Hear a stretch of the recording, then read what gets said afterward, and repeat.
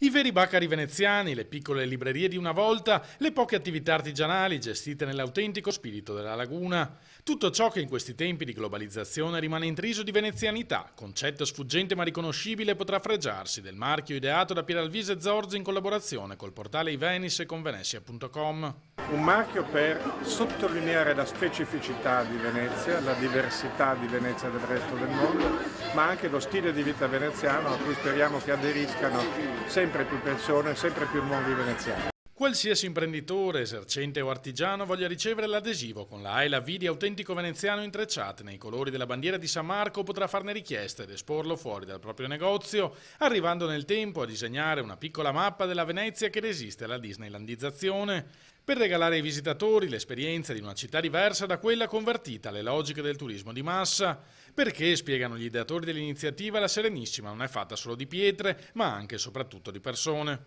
Venezia, città aperta a tutte le culture possibili, immaginabili, da sempre, fa parte del DNA della città,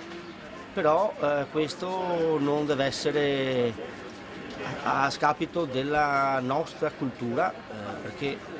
malgrado tutto abbiamo ancora una cultura e quindi noi con il marchio cercheremo di valorizzarla, di proteggerla e di diffonderla nel mondo.